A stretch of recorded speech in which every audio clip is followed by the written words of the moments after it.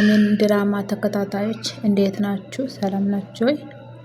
ያለው እግዚአብሔር ይመስገን። እንግዲህ የኑሃሚን ቀጣይ ክፍል ነው ማለት ነው።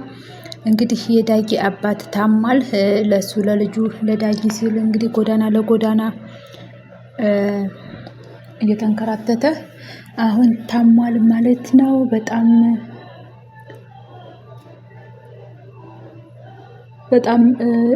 እንትን ብሏል ማለት ነው። በጣም እያሳለው ነው ምናምን የተኛበት ቦታውን በጣም የማይመች ነው ማለት ነው። እንግዲህ መስመር ላይና ጎዳና ላይ ምናምን ነው የሚያድረው። በጣም እየተጎዳ ነው ማለት ነው። በዚህ መሀል ስልክ አንስቶ ሲደውል እንግዲህ ማንም ሊደርስለት አልቻለም። ስልኩም ሊሰራለት አልቻለም ማለት ነው። እንግዲህ ዳጊ ግን እዚህ ላይ የራሱን ላይፍ እንትን እያለ ነው እያሳለፈ ነበር ማለት ነው።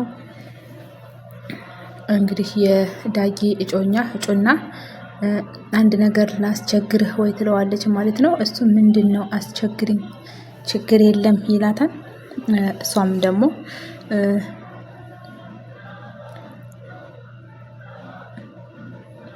እንግዲህ አባቱም በጎዳና እየተዳደረና መከራውን እየተሰቃየ ስለሆነ አባትህን ላግዘው እፈልጋለሁ ብላ አባቱን እንደምታግዘውና አባቱን ልታንከባከበው እንደምትፈልግ አባትህ ጎዳና እየተሰቃየ ነውና እሱን ላግዝ ነው ትለዋለች ማለት ነው። እሱም ደግሞ እኔና አንቺ እስካልተለያየን ድረስ ብታግዡም ችግር የለብኝም እኔ ደስ ይለኛል ይላታል ማለት ነው። እንግዲህ አባቱ ግን ታሟል።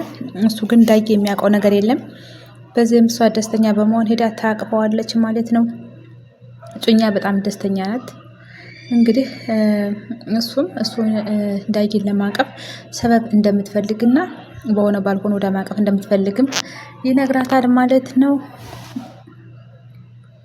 እሱም ተነስቶ እንግዲህ በጣም ቤተሰቡን አንዲት ሴት ልጁን እራሱን ከወደደች እስከ ቤተሰቡ ትወዳለች እና እሱም ተነስቶ ደስ ስላለው አባትህን አግዝልሃለሁ ስላለችው በጣም ደስተኛ ስለሆነ ተነስቶ ማቀፍ ይጀምራል ማለት ነው። ዳጊም በዚህም አለ እንግዲህ ጥሩ ሬስቶራንት ሄደው ጥሩ ፍቅራቸውን እያሳለፉ ይገኛሉ ማለት ነው።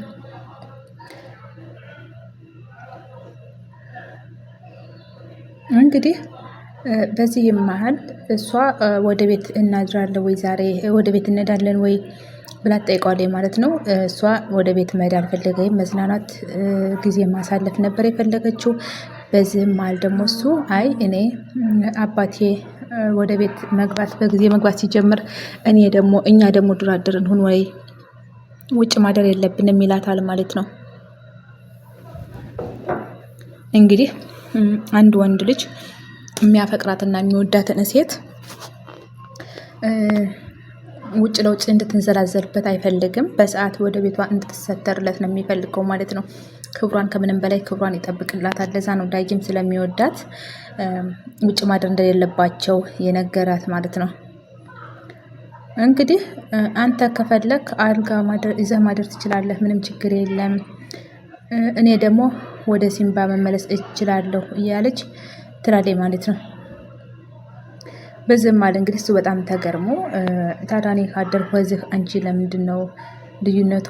አልጋ ብቻዬን ለምን እይዛለሁ? ለምን እተኛለሁ? መሄድ ካለብን አብረን መሄድ እንችላለን ይላታል ማለት ነው። እሷም በዚህ ትደናገጥና መጥፎ ነገር አሰብኩ መሰለኝ ሃይምሮ እኮ አንዳንዴ ይስታን ማለት ትጀምራለች ማለት ነው። እንግዲህ በዚህ መሀል እኔ ጋር አብረሽ ጊዜ አሳልፈሽ ነው ወይ እኔ ጋር ጊዜ ማሳለፍ ፈልገሽ ነው ወይ እንዲህ የምትይው ይላታል ማለት ነው። እሷም ደግሞ የተንሽኳቸኮች ነው። እሱም ደግሞ ከሱ ተለይታ መሄድ እንደማትፈልግ ተረድቷታል ማለት ነው። እሷን ፍላጎቷ ይሄ ነው። እዚህ ማደር ፈልገሽ እኔ ጋር ጊዜ ማሳለፍ ፈልገሽ ነው ወይ ሲላት እንኳን ምንም የመከፋት አይነት ወይም ደግሞ ያለመፈለግ አይነት ስሜት እየታየባት አልነበረም።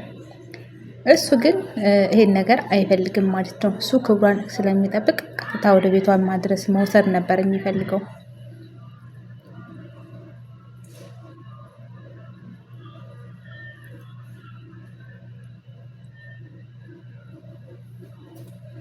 እንግዲህ በዚህ መሀል ስልኩ ይደወላል ማለት ነው። የደወለለት ግን አባቱ ነበረ። እሱም ስልኩንም አንስቶ ማናገር ይጀምራል ማለት ነው።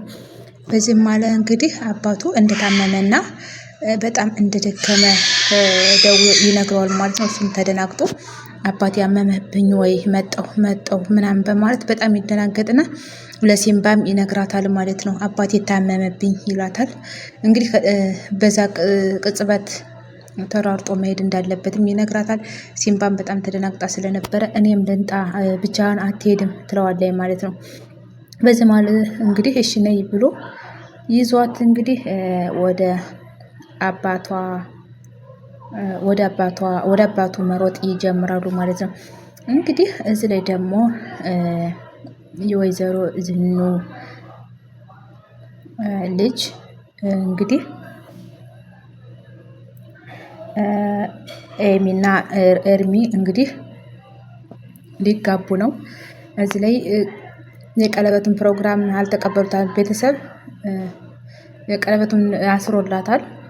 እንግዲህ ቀለበቱን አልፈለጉም ወይ አልተቀበሉትም ወይ ያልሽኝ ነው ወይ ይላታል ማለት ነው። እሷም ደግሞ ቤተሰቦቿ እንዳላወቁና አባቷ ምንም ጭራሽ እንደማያውቅም ትነግረዋለች።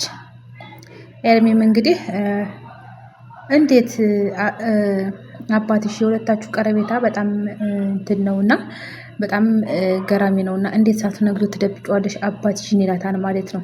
ለምን እንደደበቀችውና ለምን እንዳልነገረችውም ይጠይቃታል ማለት ነው። እሷም ደግሞ አባቷ ኃይለኛ እንደሆነና አባቷ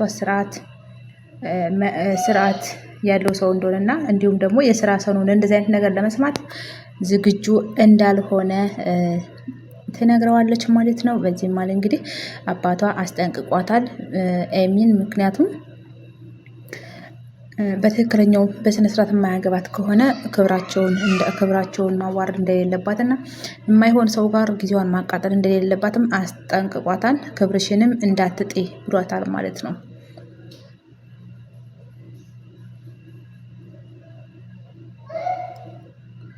እንግዲህ ቀለበት አስሮላታል። ግን አሁን እሱን ኤርሚን እያሳሰበውና እያስጨነቀው ያለው ምንድን ነው?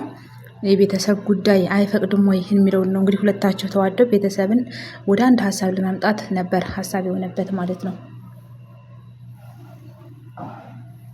እንግዲህ ሌላውን ነገር ተገላግያለሁ፣ አንቺ እሺ ብለሽኝ ጨርሻለሁ።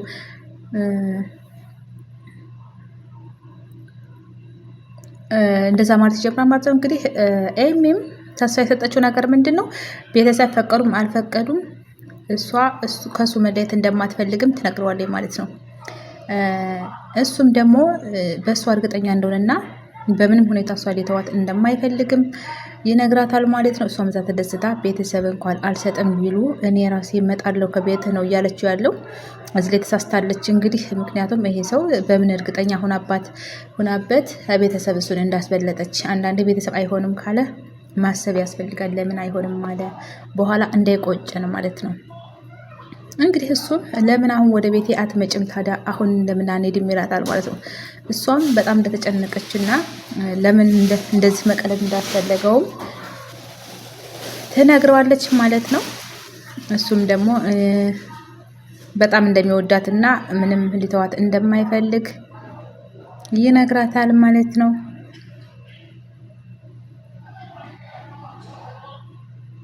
እንግዲህ በዚህ መሀል የኤሚ አባት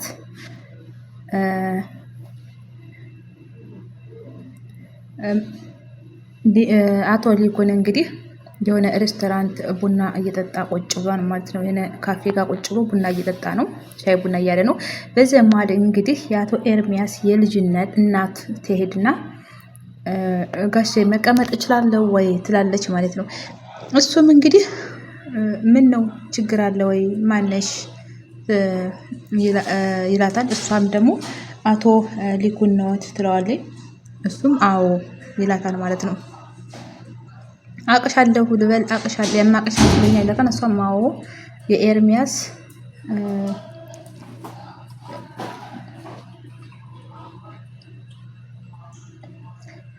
እንግዲህ የኤርሚያስ የልጁ እናትና ፍቅረኛው እንደሆነችም ትነግረዋለች። እዚህ ላይ እንግዲህ ልጁን ሊያገባት የተዘጋጀው ወንድ ነው ማለት ነው ኤርሚያስ ማለት። በዚህም ሁኔታ እንግዲህ በጣም ይደናገጥና ፍቅረኛ ምንድን እያለ መደናገጥ ይጀምራል ማለት ነው። ሊኩን በጣም ተበሳጭቷል፣ በጣም ተናዷል፣ በጣም በቃ መቆጣጠር አልቻለም ማለት ነው።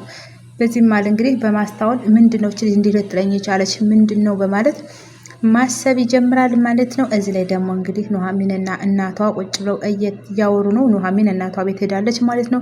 በዚህ መሀል አቶ ተሰማ እንግዲህ ጀርግድ እያለ ወደ ቤት መግባት ይጀምራል።